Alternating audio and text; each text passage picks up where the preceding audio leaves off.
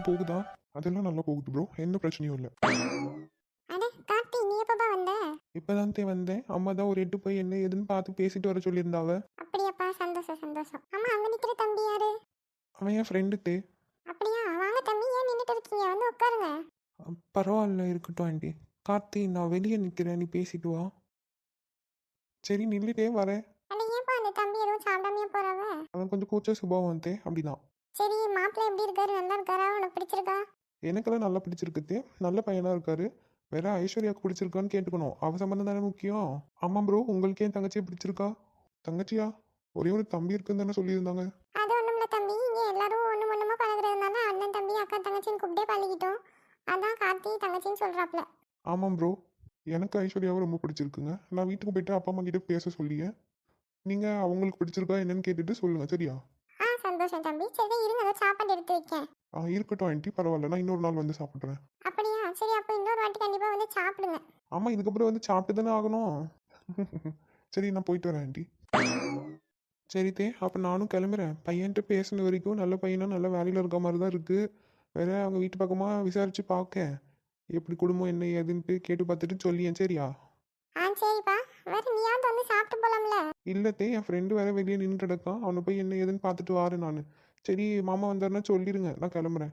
அப்ப சரிப்பா. சரி, அம்மா வேலையெல்லாம் முடிச்சிட்டு இருந்தாங்கன்னா அப்புறமா வந்து இந்த பக்கம் ஒரு எட்டு பார்த்துட்டு போக சொல்லுன்னு. சொல்லியேன் தே. நல்ல பிள்ளை. பேருக்கு மட்டும் தங்கச்சி தங்கச்சின்னு சொல்லாம பொண்ணு பக்கம் வராவன்னதும் பையன் என்ன ஏதுன்னு விசாரிக்க வந்திருக்காம்ல. இப்படிலாம் அக்கம் பக்கத்து வீட்டுக்காரவே கிடைக்க கொடுத்து வச்சிருக்கணும். மச்சான் டேய், அட என்னடா முகம்லாம் ஒரு மாதிரி வாடி போய் கிடக்கு? இதுவும் நம்ம வீட்டு மாதிரி தான். அது அது ஒன்றும் இல்லை மச்சான். ஏன்டா வீட்டில் இருந்தால் தான் அதையே யோசிச்சுட்டு இருக்குன்னு உன்னைய வெளியே கூட்டிகிட்டு வந்தால் இங்கே வந்தால் அதையேவா நான் யோசிச்சுட்டு இருப்பேன். சரி, அந்த பிள்ளைக்கு வேற வீடு எங்கே இருக்குது என்ன ஏதுன்னு கண்டுபிடிச்சியா? கண்டுபிடிச்சேன். கண்டுபிடிச்சிட்டியா? வேற ஏன் சும்மா நிற்க, அந்த வீட்டு பக்கமாக போய் பார்ப்போம். அந்த பிள்ளை வெளியே இருந்தால் பேசுவோம், இல்லைன்னா என்ன ஏதுன்னு நிலமே பார்த்துட்டு கால் அடிப்போம்.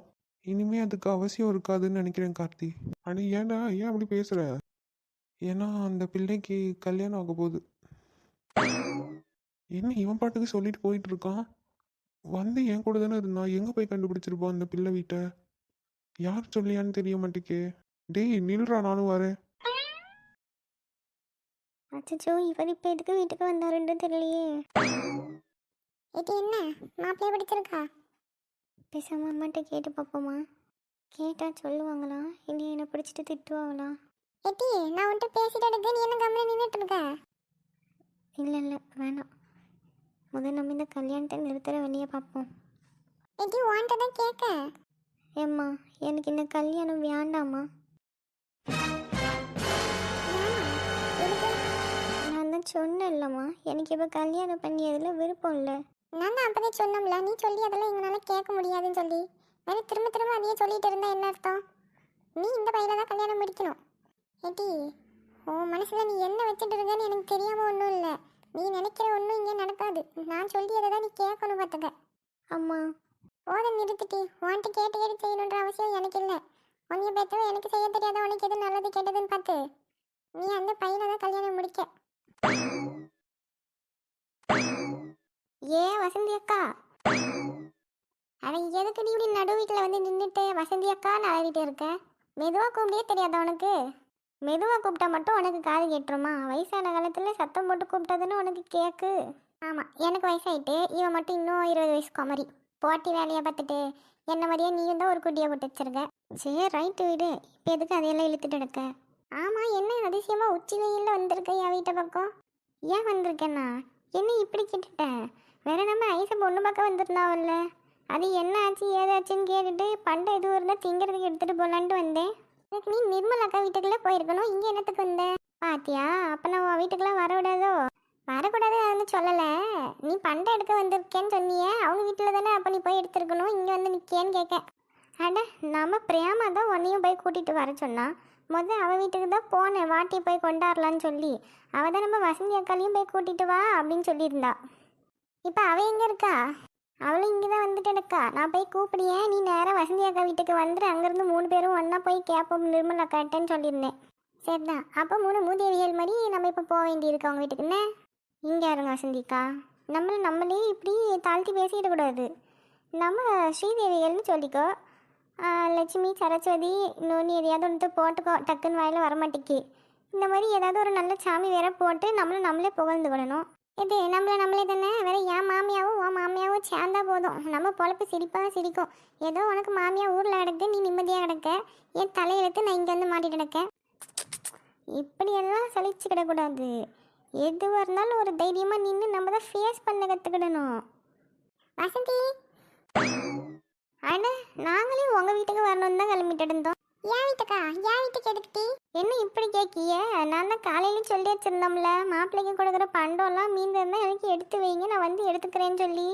ஓ, பண்டம் திங்கவா? எடுத்துக்க. அந்த மாப்பிள்ளைக்கு நாங்கள் ஜூஸ் மட்டும்தான் கொடுத்தோம், வேறு எதுவும் அந்த தம்பி திங்க மாட்டேன்னு சொல்லிட்டாவ. அதெல்லாம் சுட்டு வச்ச வடையும் பஜ்ஜியும் அப்படியே தான் எடுக்கு. ஆளுக்கு 2 ஆள் தின்னுட்டு போங்க. அட என்னக்கா ஆளுக்கு 2ன்னு சொல்லுதிய? அப்படி எம்பிட்டு தான் செஞ்சிய? ஏட்டி, பொண்ணு பக்கம் ஒரு ஆள் தான் வராங்கன்னு சொல்லியிருந்தது, வேறு எவ்வளோ செய்ய முடியும்? பொண்ணு பக்கம் வரவங்களுக்கு மட்டும்தான் செய்வியலோ? அக்கம் பக்கத்தில் இருக்கிறவங்களுக்குலாம் கொடுக்கணும்னு செய்ய மாட்டியலோ? ஆமாட்டி, நீ செஞ்சால் மட்டும் எல்லாத்து வீட்டுக்கும் வீடு வீடாக கொண்டாந்து கொடுத்து திரியா பாரு, உனக்கு கொடுக்குறதுக்காண்டி தனியாக உட்காந்து செஞ்சுட்டு நடப்பான். அட நீங்கள் வேற சும்மா இருங்கக்கா, நம்ம நிர்மலாக்கா என்ன அருமையாக சமைப்பாவ தெரியுமா? ஆமாக்கா, உங்களுக்கு ஐஸ் வைக்க ஆரம்பிச்சிட்டா. நீங்கள் ஒரு பிரியாணி வாங்கி கொடுக்குற வரைக்கும் இவ உங்களை புகழ்றதை நிறுத்தவே மாட்டா, பார்த்துக்கிடுங்க. அட அதுக்காண்டிலாம் நான் சொல்லலைக்கா, உண்மைக்குன்னு சொல்லிய உங்கள் கைப்பக்கவும் என்ன நல்லா இருக்கும் தெரியுமா? ஏம்மா, நீ என்னதான் சொன்னாலும் இன்னைக்கு எங்கள் வீட்டில் கிடக்கிறது ஒரு 4 வடை 4 பஜ்ஜி அந்த அளவுக்கு தான் கிடக்கு. வியானம்னா வந்து தின்னு, வியானம் போ. வேற அடுத்தடுத்து விசேஷம் வைக்கும் போது சொல்லியே வந்து நல்லா தின்னுட்டு போங்க. அட என்னக்கா நீங்கள் இப்படி பேசிட்டு இருக்கிய?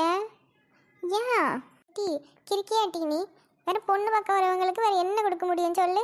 இந்த மாதிரி ஏதாவது வடை ஜூஸு காஃபின்னு தான் கொடுப்பாவ. மொத்தமாக வந்தோடனே படையில் போட்டுருவாங்களோ? அடுத்து இன்னும் பேசி முடிக்க வேண்டியது இருக்குது, கை நினைக்க வேண்டியது இருக்குது, நிச்சயம் இருக்குது, அதுக்கு பிறகு தான் கல்யாணம். கல்யாணத்துக்கு அப்புறம் தான் விருந்தலாம். நீ பொண்ணு பார்க்க வரும்போதே இப்படி குதிச்சுட்டு நின்னா என்ன செய்ய முடியும்? எல்லாம் ஒரு ஆர்வம் தான், நம்ம தான் எக்ஸ்பீரி ஆகிட்டோம். வேற அக்கம் பக்கத்தில் இந்த மாதிரி ஏதாவது வயசு பிள்ளையாக இருந்ததுன்னா அது கல்யாணத்தில் தான் நம்ம இந்த மாதிரி என்னத்தையாவது ஜாலியாக பேசிட்டு விளையாடிட்டு நடக்க முடியும். ஏன் இப்படி சலிப்பு? வேணா நீ தான் இன்னொரு கல்யாணம் பண்ணிக்கிய. எங்க எனக்கு வாச்ச அந்த ஒரு தொப்பி தலையணை வச்சே என்னால் மீட்க முடியல, இதில் இன்னொன்று வேறையா? ஏய் அப்பா, என்ன ஆசை இவளுக்கு? அதெல்லாம் அவள் விட்டா நல்லா குஜிலி மாஸ்டர் பண்ணிட்டு தெரியவா. என்ன வசந்தி, என்னைய பார்த்தா எப்படி தெரியுது உனக்கு? நான்லாம் நல்ல ஒரு அடக்கமான குடும்ப பெண். அடக்கமான குடும்ப பெண்ணில் சுடுகாட்டில் தான் கிடக்கும்னு நான் கேள்விப்பட்டிருக்கேன். அப்போ நீ என்ன ஆவியா இருந்துச்சு வந்துட்டியோ? ஏய் அப்பா, எட்டி போத நிறுத்துங்கட்டி. அட ஆமாம், நீங்கள் என்ன இந்த பக்கம் வந்திருக்கிய? எங்கள் வீட்டுக்கெல்லாம் வரைய மாட்டீங்க, நம்ம வசந்தி அக்கா வீட்டுக்கு மட்டும் வந்திருக்கிய. அது ஒன்றும் இல்லை, வசந்திக்கு மாமியா இருக்காவளா என்னன்னு பார்த்துட்டு போக வந்தேன். அவங்க எங்கக்கா வீட்டில் கிடக்காவ? திங்க வேண்டிய நேரத்துக்கு வீட்டில் சமைச்சு வச்சது ஏதாவது கிடந்தா எடுத்து கொடுத்தா தின்னுட்டு இந்த புளிய மரத்தடி, ஆலமரத்தடி, கொய்யா மரத்தடின்னு எங்கேனா போயிடுறது. இந்த பிரேமாக்கு மாமியாவோட சேர்ந்து உட்காந்து வெத்தலையை போட்டு சவைச்சிக்கிட்டே ஊருக்கதையே மென்னிட்டு தெரிய வேண்டியது. இப்போ அவங்களுக்கு வேலை, வீட்டிலலாம் அடங்கி இருக்க மாட்டாவ. ஏய் அப்பா, நல்ல மாமியா நல்ல மருமவ. உங்கள் மாமியாவிட்ட கேட்டால் உன்னைய பார்த்து குறையா சொல்லியாவ, ஒரு வேலை செய்ய மாட்டேங்க, சோறு பொங்க மாட்டேக்கான்னு. உன்கிட்ட கேட்டால் நீயும் அதையே சொல்லியே. அப்போ வீட்டில் யாரை தான் சமைக்கான்னு தெரிய மாட்டேக்கு. யார் நம்ம வசந்தி அக்காவுக்கு வீட்டுக்காரவையே தான். எட்டி, அந்த ஆளுக்கு ஒரு சுடு தண்ணி கூட வைக்க தெரியாது, அந்த ஆள் சமைக்கானா? சரி டீ, அப்போ நான் கிளம்பி எனக்கு வேலை கிடக்கு. உன் மாமியா வந்தால் கொஞ்சம் சொல்லி விடு, பேசி முடிக்கிறதுக்கு ஒரு நல்ல நாள் எதுவும் பார்க்க சொல்லலான்ட்டு இருக்கேன். என்னக்கா மாப்பிள்ளை வீட்டில் ஓகே சொல்லிட்டாவளா? பையனுக்கு பிடிச்சிருக்குன்னு தான் சொல்லிட்டு போயிருந்தான். பையன் வீட்டில் இருக்கவங்களும் எனக்கு பொண்ணு பிடிச்சிருக்கு, பையனுக்கு பிடிச்சிருந்தா போதும், நாங்கள் நேரம் வந்து பேசி முடிச்சுக்கிறோம் அப்படின்னு சொல்லியிருந்தாவ. அதான் அந்தால நல்ல நாள் பார்த்து நம்ம ரெடியாக வச்சுக்கிட்டோன்னா அவங்கள்ட்ட இருந்து ஒரு எப்போ வராங்கன்னு ஃபோன் வந்ததும் வேலையை பார்க்க ஆரம்பிச்சிடலாம்ல. ஐசு பிள்ளை என்னக்கா சொல்லிச்சு? அவன் என்ன சொல்லுவா, நான் சொல்லியதை வச்சு செஞ்சு தான் ஆகணும். ஏய் அப்பா, என்ன ஒரு ஸ்ட்ரிக்ட் ஆஃபீஸராக இருக்குது நிர்மலா. வேற அப்படி இருந்தால் தானே இந்த காலத்தில் பெரிய உலகம் கரையேற்ற முடியும். இல்லைன்னா மான மரியாதை இல்லையா காற்றுல பறக்க விட்டுட்டு தான் தெரியணும் ரோட்டில். சரி நான் வாரேன். நிர்மலாக்கா, இதான் ஜாக்குன்னு வடை பஜ்ஜி எல்லாத்தையும் நீங்களே தின்னு தீத்துறாதிய, எடுத்து வைங்க, இந்த வாரேன் நான். என்ன வசந்தி வரியா? இல்லை நான் மட்டும் போய் எடுத்துகிட்டு வீட்டுக்கு ஓடிடுவா? ஏமா எனக்கு வேண்டாமா, எனக்கு ஏன் காலையிலேருந்து வயிறு சரியில்லாமல் கிடக்கு, நீ எடுத்துகிட்டு போய் தின்னு போ. சரி, நீ கொடுத்து வச்சது அவ்வளோதான், வேற எனக்கு கிடைக்கணும்னு இருக்குது, அது யாரால தடுக்க முடியும்? அப்போ நான் மட்டும் போய் தின்னுட்டு வாரேன். சோறுன்னா போதும், ஒரே ஓட்டமாக ஓடிடுவா இந்த உஷா. சே, இந்த ஐசு பிள்ளையை நினச்சாதான் ஒரே பாவமாக இருக்குது. மாப்பிள்ளையை பிடிச்சிருக்கா இல்லையான்னு ஒன்றும் தெரிய மாட்டேக்கு, இல்லை அந்த பையனை எதையாவது மனசில் நினச்சிட்டு இருக்கான்னு தெரிய மாட்டேக்கு. இவங்க வேற அவசரமாக கல்யாணம் முடிச்சு வைக்கிறோன்னு பார்க்காவ. கடவுளே, அந்த பிள்ளைக்கு ஒரு நல்ல வாழ்க்கையை அமைச்சு கொடுத்தா போதும். என்ன டீ சாந்தி, வீட்டில் வேலைலாம் முடிஞ்சிட்டா? முடிஞ்சிட்டே. சோறு கறிலாம் யார் வைக்க நீதானா இல்லை மருமவ செஞ்சாலா இன்னைக்கு? இன்னைக்கு அவதான்ட்டே செஞ்சிருந்தா. இந்த அசைவெல்லாம் எனக்கு அந்த அளவுக்கு செஞ்சுக்கிட்ட வராது பார்த்துக்கோங்க. காலையில் மீன் கறவைங்க வந்திருந்தாவல்ல, அவங்கள்ட்ட ஒரு 1/2 கிலோக்கான இறா வாங்கி பிரியாணி செஞ்சுருந்தா, இறா பிரியாணி. அதை அந்தாலும் தின்னுட்டு வந்தேன். இப்போ அதெல்லாம் ஓரளவுக்கு நல்லா செய்வா. பரவாயில்ல பரவாயில்ல, இந்த காலத்து பிள்ளைங்க சைவம் செய்ய கற்றுக்கிறத விட அசைவம் தான் நல்லா செய்கிறாவன்னு. ஆமாந்தே, ஏதோ அதையாவது ஒழுங்காக செஞ்சு திங்காவல. வேற அதையும் அவங்களுக்கு அதுவும் ஏன் கற்றுக்கிட்டாவ, அவங்களுக்கு பிடிச்சிருக்குன்னு தானே செய்ய கற்றுக்கிட்டாவ. இல்லைன்னா அதையும் நம்ம தலையிலே கட்டிட்டு உட்காந்துருப்பாவ. அது என்னமோ உண்மைதான் டீ. ஆமாம், இந்த நிர்மலாக்கு பொண்ணு பார்க்க வரான்னு சொல்லியிருந்தாவ. வேற உங்களுக்கு எதுவும் தகவல் தெரியுமா? ஆமாம்மா, நானும் கேள்விப்பட்டேன். பொண்ணு பக்கம் வரவன்னு சொல்லியிருந்தாவ. என் மருமவளையும் பேசிட்டு இருந்தா. ஆனால் என்ன ஆச்சு ஏதாச்சுன்னு அதுக்கப்புறம் ஒன்றும் தெரியல. ஆமாம், ஏன் அந்த பிள்ளைக்கு இப்படி அவசர அவசரமாக திடீர்னு எடுத்தவங்க ஒருத்தன் செஞ்சுட்டு எடுக்காவ? அது எனக்கும் எதுவும் சரியா தெரியாதுக்கா விவரம். வேற இங்கே தான் ஒரு 3 மூதேவியல் சுற்றிட்டு திரியுதுங்கள்ல. என் மருமவோ உங்கள் மருமவ அந்த அவ பேர் என்ன, உஷா. அதுங்க 3 தான் பேசிட்டு திரிஞ்சுதுங்க. அந்த பிள்ளை யார்ட்டையோ பேசிகிட்டு இருக்கவெல்லாம் பார்த்துருந்துருக்கா போல இருக்க அவங்க அப்பங்காரன். அதான் அந்தால வேலைக்கு போயிட்டு இருந்த பிள்ளையை நிறுத்தி அவசர அவசரமாக கல்யாணம் முடிச்சு வைக்காவ. ஆனால் உண்மைக்குமா டீ, அந்த பிள்ளை நல்லா பாம்போல இருக்கிற இடம் தெரியாமையே கிடக்கும். அவளாம் இப்படி ஒரு வேலையை பார்த்துருக்கா? ஆமாம் உண்மைதான் தே. அந்த பிள்ளை நல்லா இருக்கிற இடம் தெரியாமல் அமைதியாக தான் கிடக்கு பார்க்க. ஆனால் திடீர்னு அவன்கிட்ட பேசிகிட்டு இருக்குன்றதை கேட்கவும் ஒரு மாதிரி மனசு கஷ்டமாக இருக்குல்ல. அதான் அவங்க அம்மா இந்த சீக்கிரமாக கல்யாணத்தை முடிச்சு வைக்கணும்னு சொல்லி ஒத்த காலில் நிற்கா போல. இட்டி பேசிட்டு இருந்தானா என்ன சாதாரணமாக எதுவும் பேசிகிட்டு இருந்தாளா இல்லை எதுவும் காதல் கீதல் பண்ணுறாளா? அதெல்லாம் ஒன்றும் சரியா தெரியல தே. ஆனால் அது சம்மந்தமாக தான் பேசிகிட்டு இருந்தாவன்னு சொல்லி கேள்விப்பட்டேன். அந்த ஐசு பிள்ளையை பற்றி தான் பேசிகிட்டு இருக்காவளோ. அட வாட்டி ஃபாத்திமா, அட நீ எங்கிட்ட போயிருந்த இம்பிட்டு நேரமா? உன்னையும் ஆளை காணலன்னு நாங்கள் உட்காந்துட்டு இருக்கோம். அது ஒன்றும் இல்லைக்கா, கொஞ்சம் உடம்புக்கு மேலுக்கு முடியாமல் இருந்தது. அதை கொஞ்சம் அப்படியே படுத்தேன், கண் அசந்துட்டேன். என்னாச்சு அப்படி உடம்புக்கு? பெருசாக ஒன்றும் இல்லைக்கா, லைட்டாக ஜுரம் அடிக்கி கொஞ்சம் உடம்பு வலியாக இருந்தது. அதான் இருந்தாலும் அப்படியே படுத்தேன், கண் அசந்துட்டேன். உங்கள் பேச்சு குரல் கேட்டு தான் எட்டி பார்க்கேன் வெளியே. முடியாமல் எதுக்கிட்டு இப்போ எந்திரிச்சு வந்தேன். அப்போ இப்போ இன்னும் கொஞ்ச நேரம் படுத்து தூங்கியிருக்கலாம்ல. அட இப்போ அதுவாக்கா முக்கியம். வேற எது முக்கியம் அப்போ? இது காதல் பண்ணுறதை பற்றி பேசிட்டு இருந்தாவன்னு சொன்னீங்களே, யார் அது? நம்ம நிர்மலாக்குமாவா ஐசா? பாத்தியாலாத்தே, எல்லாத்தையும் நல்லா ஒட்டு கேட்டு தான் நம்மகிட்ட இப்போ வந்து கதை கேட்கா. வேற இவள்கிட்ட சொன்னோம்னா ஊர் ஃபுல்லாக டம்மார் அடிச்சு திரியுவா. அதுக்கப்புறம் நம்ம தான் நம்ம மருமவள்கிட்ட வாங்கி கட்டிக்கிட்டணும் பார்த்துக்கோங்க. அதெல்லாம் இருக்கட்டும், முதல்ல நீ என் மேலே இருந்து காலை எடுட்டி. இன்னும் இவளுக்கு சின்ன பிள்ளைன்னு நினப்பு போல வந்து மடியில் ஏறி உட்காந்துக்கிட்டா. ஏச்சு போடி அந்த பக்கம். கவனிக்காமல் உட்காந்துக்கிட்டேங்க்கா. அட சொல்லுங்கக்கா. ஏட்டி, நாங்கள் எந்த காதல் பண்ணுறதை பற்றி பேசியோம்? நாங்கள் என்ன 20 வயசு குமரியெல்லாம் என்ன? எங்கள்கிட்ட வந்து யாரும் காதல் பண்ணுறியே, யார் காதல் பண்ணுறதை பற்றி பேசிகிட்டு இருந்தாவன்னு கேட்க. அட நீங்கள் தானக்கா பேசிகிட்டு இருந்தீங்க. அந்த பிள்ளை யார்ட்டையோ பேசுகிறத பார்த்துட்டு தான் அவங்க அப்பா வேலையை விட்டு நிறுத்திட்டு வேகமாக கல்யாணம் பண்ணி வைக்க பார்க்காருன்னு சொல்லி நீங்கள் தான் சொல்லிட்டு இருந்தீங்க 2 பேரில் யாரோ. அதான் அந்தாலும் என்ன ஏதுன்னு கேட்கலான்னு வந்தேன்.